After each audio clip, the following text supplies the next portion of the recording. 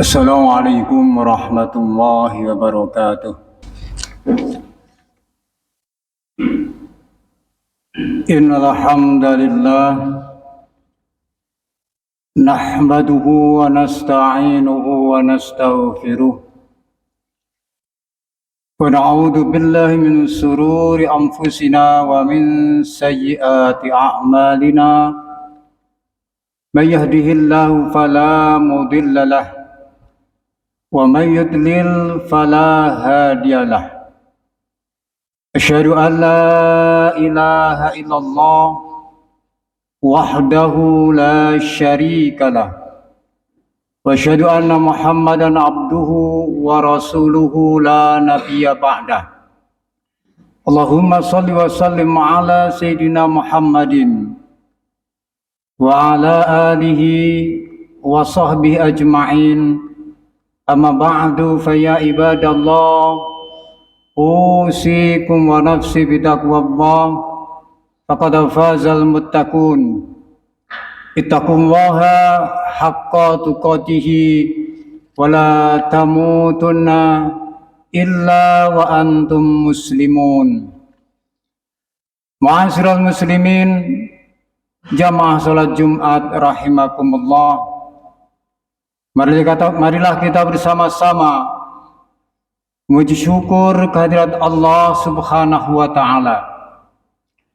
Biqauli alhamdulillah wa syukurillah, karena Allah masih melimpahkan nikmat karunia kepada kita semua.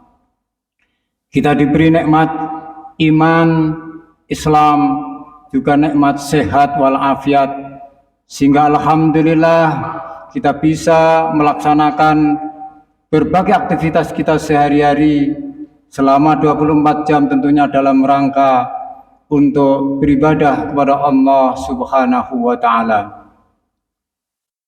Jamaah, selanjutnya di tempat yang suci, dalam keadaan yang suci pula, mari kita bersama-sama untuk meningkatkan kualitas takwa kita kepada Allah Subhanahu wa taala dengan takwa yang sebenar-benarnya, yakni berusaha menjalankan perintah-perintah Allah, menjauhi larangan-larangannya, berusaha untuk mensyukuri terhadap nikmat-nikmat Allah yang telah diberikan kepada kita semua. Karena Allah mengingatkan kepada kita, la in syakartum la azidannakum wa la in kafartum inna azabi lasyadid. Jamaah sidang salat Jumat yang berbahagia, salah satu contoh kaum atau bangsa yang tidak mau atau tidak pandai bersyukur kepada Allah Subhanahu wa taala, akhirnya kaum itu disiksa, diberi azab oleh Allah Subhanahu wa taala, yaitu kaum Bani Israel. Sebagaimana yang diceritakan Allah Subhanahu wa taala di dalam Al-Qur'an, bahwa ketika bangsa Israel mereka telah terbebas dari penjajahan, mereka telah terbebas dari belenggu bangsa yang selama itu telah menyiksa mereka, maka Allah memerintahkan kepada mereka supaya bersyukur kepada Allah Subhanahu wa taala, untuk beribadah, untuk taat kepada Allah Subhanahu wa taala, untuk meninggalkan larangan-larangan Allah Subhanahu wa taala. Tetapi bangsa Bani Israel ini tidak mau bersyukur, tidak mau memenuhi perintah Allah Subhanahu wa taala. Sebagaimana Allah mengatakan, wa idh qulna adkhulu hadhil qaryata fakulu minha haitsu syi'tum ragadan wadkhulul baba sujjadan wa kulu wa qulu khittatun naghfir lakum khatayakum wa sanazidul muhsinin. Fabaddala alladziina dzalamu qawlan ghairal ladzi qila lahum fa'anzalna 'alal ladziina dzalamu rizqan minas samaa'i bima kanu yafsukun. Dan ingatlah ketika kami berfirman kepada bangsa Israel, udkhulu hadhil qaryata, masuklah kalian ke dalam negeri ini, Baitul Maqdis, setelah dari perjalanan negara yang telah menjajah mereka. Kembali ke Baitul Maqdis. Wa kulu minha haitsu syi'tum ragadan, dan makanlah dari hasil bumi yang banyak yang enak di mana kamu berada. Silahkan kalian menikmati berbagai macam kenikmatan-kenikmatan yang telah disediakan oleh Allah Subhanahu wa taala. Wadkhulul baba sujada, dan masuklah ke dalam pintu gerbangnya sambil bersujud, kata Allah, sambil tunduk bersujud sebagai rasa syukur kepada Allah Subhanahu wa taala. Wa qulu khittatun, dan ucapkanlah, bebaskanlah kami ya Allah, naghfir lakum khotoyakum, maka kami Allah akan memberikan ampunan atas dosa-dosa khotoyakum terhadap kamu tuh. Wa sanazidul muhsinin, dan akan kami menambah nikmat-nikmat kepada orang-orang yang berbuat baik. Itu janji Allah kepada bangsa Israel. Tetapi mereka tidak melaksanakan. Bahkan mereka, orang-orang yang zalim, mengganti perintah Allah dengan sebaliknya. Fabaddalal ladzina dzalamu qawlan, mereka mengganti perintah Allah untuk supaya sujud tunduk. Ghairal ladzi qila lahum, dengan selain apa yang telah dikatakan oleh Allah Subhanahu wa taala. Mereka tidak mau bersujud. Ketika sampai di pintu gerbang, mereka enggan untuk bersujud, enggan untuk memohon ampun kepada Allah Subhanahu wa taala. Fazalna 'alal ladzina dzalamu rizqan, maka kami akan turunkan kepada orang-orang yang telah zalim tersebut, yaitu siksa, azab minas sama'i bima kanu yafsukun, dari langit karena akibat dari perbuatan yang telah dilakukan oleh orang-orang yang fasik. Dalam firman Allah tidak disebutkan siksa apa, tapi mufassir mengatakan bahwa siksa itu berupa penyakit kolera. Inilah azab yang diberikan oleh Allah Subhanahu wa taala bagi bangsa, bagi orang yang tidak pandai bersyukur kepada Allah Subhanahu wa taala. Dalam hal ini mensyukuri terhadap kemerdekaan yang telah diberikan Allah kepada bangsa Israel. Mereka tidak mau bersyukur. Berbeda dengan apa yang dilakukan oleh umat Islam yang dipimpin oleh Rasulullah sallallahu alaihi wasallam. Ketika Rasulullah terbebas dari cengkraman orang-orang Quraisy Makkah, mereka terbebas dari tindakan-tindakan zalim yang telah dilakukan oleh orang-orang kafir, orang yang memusuhi umat Islam, orang-orang yang memusuhi Rasulullah sallallahu alaihi wasallam. Maka Allah Subhanahu wa taala memerintahkan kepada Rasulullah, kepada umat Islam, untuk apa? Ketika telah terbebas, ketika ia bisa mengalahkan orang-orang kafir Quraisy dengan bantuan Allah Subhanahu wa taala, maka Allah memerintahkan sebagaimana disebutkan oleh Allah di dalam surat Al-Hajj ayat 41. Alladzina immakannahum fil ardi orang-orang yang apabila diberi kedudukan di bumi, artinya mereka telah bebas, telah merdeka dari penjajahan, telah memproklamirkan kemerdekaan, maka Allah memerintahkan apa yang diperintahkan oleh Allah Subhanahu wa taala. Aqamas shalah, hendaklah mereka mendirikan salat, menyembah Allah Subhanahu wa taala 5 kali selama 24 jam. Itu yang pertama yang diperintahkan oleh Allah kepada umat Islam, kepada Rasulullah Sallallahu Alaihi Wasallam, dan itu telah dilakukan oleh umat Islam. Mereka mendirikan sholat dengan benar, mereka mendirikan sholat dengan khusyuk, sehingga dengan demikian Allah Subhanahu wa taala memberikan tambahan kenikmatan kepada umat Islam. Itu yang pertama, cara kita untuk bersyukur kepada Allah yang tidak dilakukan oleh Bani Israel. Mendirikan sholat.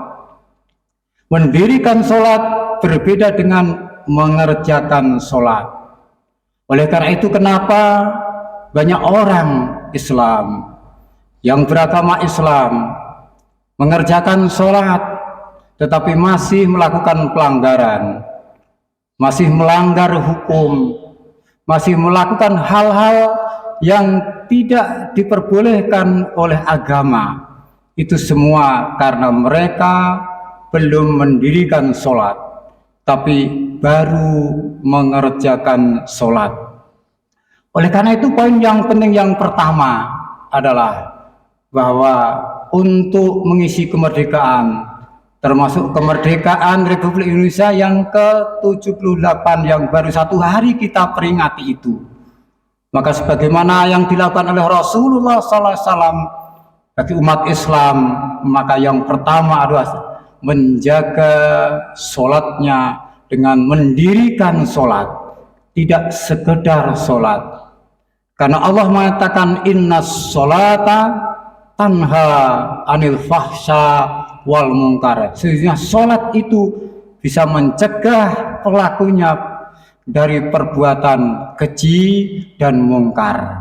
Oleh karena itu, kalau umat Islam ini mayoritas yang ada di negeri ini sholat dengan benar, dengan mendirikan sholat, maka tidak mungkin mereka melakukan satu perbuatan-perbuatan yang salah.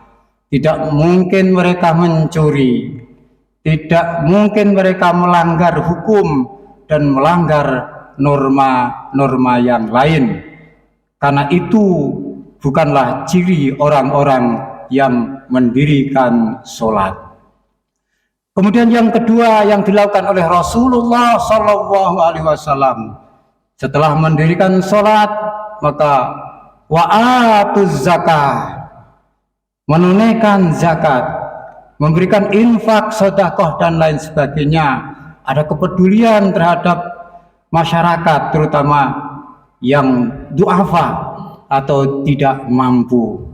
Tidak hanya berupa uang atau harta benda, tetapi semua yang kita punyai, maka kita diperintahkan oleh Allah Subhanahu wa taala untuk menginfakkan kepada saudara-saudara kita. Kita punya kemampuan, kita infakkan ilmu itu kepada saudara-saudara kita. Kita mempunyai kemampuan dalam bidang apapun, misalnya menjahit, misalnya perbengkelan dan lain sebagainya, maka kita infakkan kepada saudara-saudara kita yang memerlukannya. Maka itu semua adalah bagian wa'atuz zakah, yaitu menunaikan zakat, memberikan sedekah, infak dan sebagainya. Yang nomor 3 yaitu wa'amaru bil ma'ruf, bahwa umat Islam ini harus mengajak kepada kebaikan. Apabila ada saudara-saudara kita yang karena sholatnya belum benar, baru sekedar mengerjakan sholat atau belum sadar untuk sholat, kemudian melakukan satu pelanggaran, maka kita sebagai umat Islam mempunyai kewajiban untuk mengingatkan amar ma'ruf wa amaru bil ma'ruf. Tetapi bagi orang-orang Islam yang sudah mendirikan sholat, maka tidak mungkin akan melakukan pelanggaran, tidak mungkin melanggar hukum dan lain sebagainya. Maka merekalah yang menjadi pion untuk wa amaru bil ma'ruf. Kemudian yang nomor 4 adalah wa nahau anil mungkar, yaitu mencegah dari kemungkaran. Apabila ada hal-hal yang tidak baik, kita katakan tidak baik, maka kritik dalam Islam itu adalah sesuatu yang sangat biasa. Ketika Abu Bakar diangkat sebagai presiden, sebagai khalifah pada saat itu, maka seseorang jamaah dengan menghunus pedang mengatakan, apabila Khalifah Abu Bakar tidak benar, maka pedang ini yang akan menghukum Abu Bakar. Abu Bakar tidak marah, tetapi bahkan beliau merasa berterima kasih dan mengucapkan alhamdulillah. Itulah dalam Islam. Tidak perlu kita marah dikritik, tidak perlu marah kita dicela orang lain. Bahkan dalam Islam, dalam hadis Rasulullah SAW, orang yang mencela, orang yang fitnah, apabila tidak benar, itu menjadi tabungan kita di akhirat nanti. Dan orang yang mencela yang tidak benar, itu sebetulnya merugikan diri mereka sendiri, karena nanti di akhirat pahalanya akan dikurangi oleh Allah Subhanahu wa Ta'ala. Tetapi bagi orang yang sholat, orang yang mendirikan sholat, maka ia pasti akan memberikan kritik, memberikan saran yang terbaik, karena dia tidak mau berbuat yang melanggar ajaran-ajaran Islam. Jamaah sidang sholat Jumat yang berbahagia, karena 4 poin inilah, maka masyarakat Islam pada saat itu, zaman Rasulullah, kemudian diteruskan Khulafaur Rasyidin, kemudian diteruskan kepada dinasti Umayyah Abbasiyah, menjadi negara yang begitu dihormati, menjadi negara yang sangat disegani, sehingga orang-orang yang atau negara-negara yang ada waktu itu tidak berani macam-macam kepada negara Islam pada saat itu. Bahkan negara Islam pada saat itu menjadi negara superpower yang sebelumnya dipegang oleh kerajaan Persia dan Bizantium. Ini karena apa? Karena mereka melaksanakan apa yang ada di dalam Al-Quran, terutama syarat-syarat bersyukur di dalam kemerdekaan itu, sebagaimana 4 poin yang kami sampaikan tadi, sehingga Allah mengangkat derajat itu, menggetarkan orang-orang kafir, orang-orang Islam pada saat itu menjadi orang yang sangat ditakuti, sangat disegani oleh orang-orang yang lain. Oleh karena itu, untuk mengisi kemerdekaan Indonesia supaya kita lebih hebat lagi, tidak lain dan tidak bukan kita umat Islam, karena mayoritas ini, maka laksanakanlah apa yang difirmankan oleh Allah Subhanahu wa Ta'ala 4 poin tadi, yaitu yang pertama, mendirikan sholat dengan benar, kemudian wa'atuz zakah, menunaikan zakat, infak, sedekah, kemudian yang ketiga wa'amaru bil ma'ruf, memerintahkan untuk berbuat baik, dan yang nomor 4 wanahau anil mungkar. Mudah-mudahan kita semua mendapat bimbingan dan hidayah dari Allah Subhanahu wa Ta'ala, sehingga kita khususnya dan bangsa Indonesia pada umumnya, rakyat Indonesia pada umumnya, nanti bisa mengantarkan bangsa Indonesia menjadi bangsa yang betul-betul disegani, yang lebih maju, menjadi bangsa yang bisa mandiri, tidak takut kepada siapapun, baik negara superpower yang ada pada saat ini, bahkan Indonesia mudah-mudahan nanti negara superpower tahun-tahun yang akan depan. Demikian, barakallahu li walakum fil Qur'anil azim wa nafa'ani wa iyyakum bima fihi minal ayati wa dzikril hakim. Aqulu qawli hadza wa astaghfirullahal azim li walakum wa lisairil muslimin wal muslimat wal mu'minin wal mu'minat fastaghfiruhu innahu huwal ghafurur rahim. Alhamdulillahilladzi arsala rasulahu bil huda wa dinil haqq lidhhirahu 'alad dini kullihi wa kafa billahi syahida.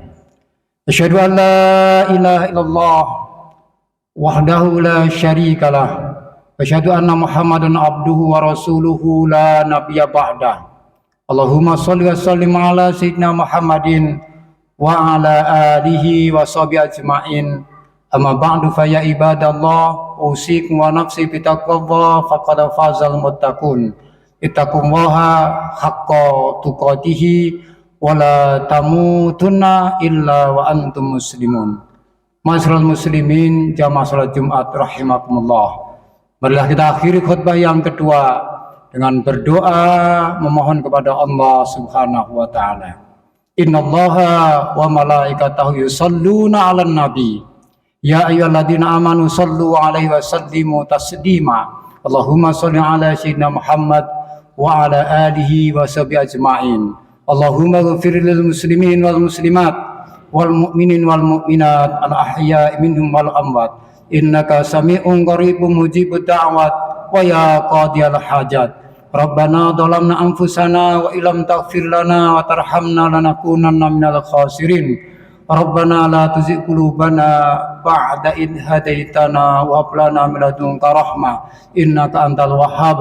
Rabbana hab lana min azwajina wa dhurriyyatina qurrata a'yun waj'alna lil muttaqina imama. Rabbana atina fid dunya hasanah wa fil akhirati hasanah wa qina adzabannar. Subhana rabbika rabbil izzati amma yasifun wa salamun alal mursalin walhamdulillahi rabbil alamin wa la dzikrullahi akbar.